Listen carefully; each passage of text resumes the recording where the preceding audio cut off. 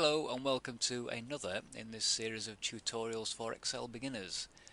In part 6 we're going to be looking at formatting and we'll complete this spreadsheet we've been working on so far. What I'll do, I'll start from the top and work down with the formatting, and you'll see as we go through the different types of formatting you can apply to your spreadsheet and how easy it is to do.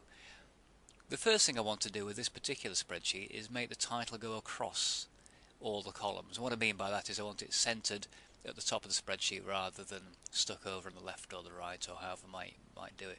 Sometimes what people try and do is they'll say, oh well, I want to center it, so instead of having a column A I might move it across to column B, see how that looks. But all you need to do really is use one of Excel's ingenious functions, merge and center. And to use that we just select all the columns we want the title to go across and click on the merge and center button there. So click on that and that merges those four cells, centers your title. Now then, I want to make some modification to this as well. I'm going to change the actual font size, and to do that I just click on the little drop down button there and we'll get all the font sizes. I'll just increase it. As you can see it's 10 at the moment. I'll just increase it to 14. There we go, it just makes it stand out a bit more as a title. I'm also going to make the titles in row 2 stand out a bit more, and I'm going to first of all select all those and make them bold. There we go, so they stand out as column headers now. I also want to modify the way the titles are displayed. As you can see in column B, rental price has been cut off, so it just says rental PR at the moment. You can just about see the I, and I don't want that to happen. I want the column widths to stay the same, but I want all the text to show, and to do that I go to the format menu, choose cells, and in this dialog box we have a number of tabs, and what I need to do is click on the alignment tab there. Now in the alignment tab you've got a number of choices, but in this case I'm just going to select wrap text first of all, and you'll see what happens when I do that. Click OK, and once I do that you can see if I just click away, what's happened is the row has become a bit wider, and the reason for that is the rental price is now taking up 2 lines instead of 1. So Excel has wrapped the text around onto a new line. I'm also going to do a little bit more modification on that. If I select those 4 cells again, go back to format, choose cells. Now I want that text to be aligned in the center of both the vertical and horizontal axes. And so if I go to my dialog box again, make sure alignment selected. On the horizontal drop down box, choose center, and on the vertical drop down box also choose center and click OK, and you'll see that centers the text vertically and horizontally, so it's bang in the middle of the cell, which is just what I wanted. Okay, let's move down then to the main spreadsheet. Now I don't want to do too much formatting here, but the only issue possibly is, as you see, when I formatted these cells for currency, I put the currency symbol next to the number.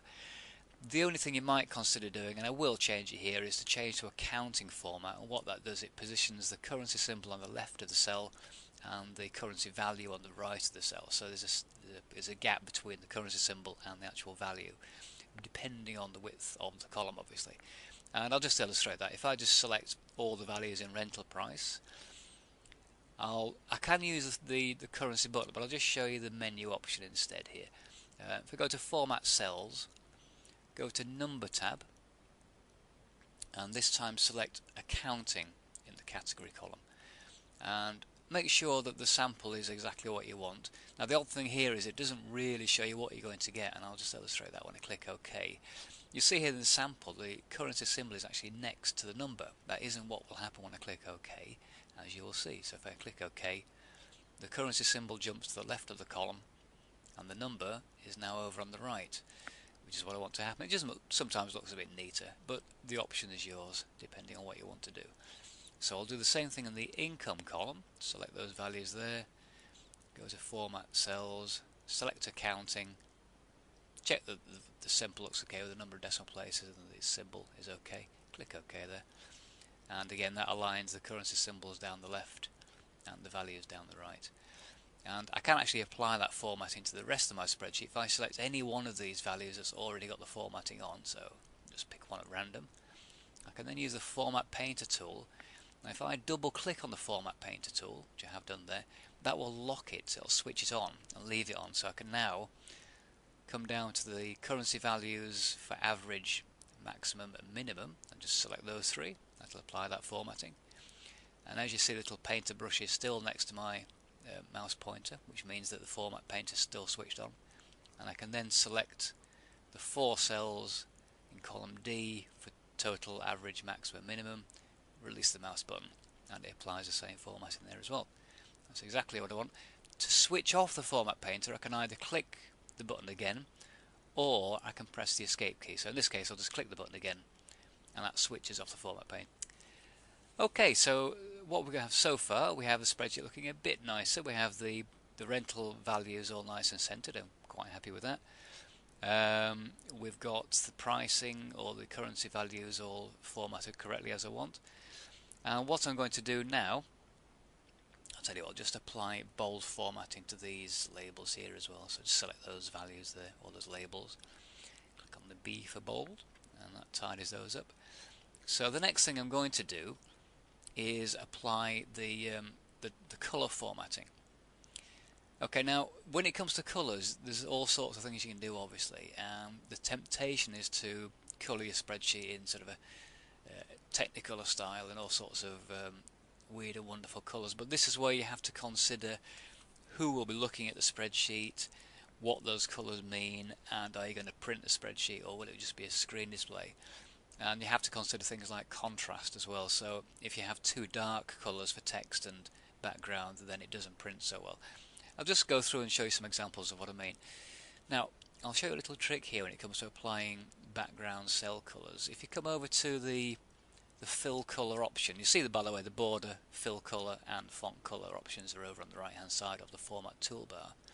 If you click on that drop down arrow there, it opens up the color palette. Now, little trick you can use, there's a thin bar at the top of that color palette, and as you see, it pops up a little tooltip to say drag to make this menu float, which Microsoft, what they mean by that is if you click and drag, you can then drag your colour palette onto the screen and it stays on, which is fantastic. What that means is we can experiment then, we can try different colours out without having to go backwards and forwards and clicking the drop down arrow. So I'll show you some examples of what I mean about choosing the right colours. I'll just first of all colour in my Fred's Video Classics title, and so I'm going to select that, and I want it to be a pale green, and I'm happy with the black text. Now next I will select the titles, or the column headings in row 2, and let's say I wanted something like a dark blue for that background. There we go. Now there's a problem there. If I just click away, you'll see that straight away that the black isn't really showing up well on the dark blue. So what I might, on the screen it's okay, you can read it, but if I printed that it becomes a problem. The contrast might be such that it's difficult to read the title on the background. So instead really I need a lighter background colour, and what I'll choose here is actually the grey colour, so I'll just reselect those cells. As you can see, it's nice that I don't have to go back to the drop down menu, I can simply choose another colour. In fact I might actually choose this blue here, this light turquoise. There we go. That's actually a lot better. It looks good on the screen, and when I print that as well, the contrast will be perfectly fine, so people will be able to read it. And if I print in black and white, the background will simply show as a light grey, which is fine. Okay, now as far as the main sheet's concerned, I'm not too bothered about formatting with the colours. The only thing I might do here is just highlight these 2 total values and put a light green on that as well, and that'll do, I think, for background cell colour. Obviously you can experiment, it will, but you see now where the colours are, how to get them on the screen. Now once I'm finished with the fill colour, I can simply close that little dialog by clicking the X there, and that closes that down. That concludes this part of the formatting tutorial. If you'd like to go and have a look at tutorial number 7, we'll conclude the formatting on this spreadsheet and introduce a few other things, including conditional formatting. So thank you for watching, and see you next time.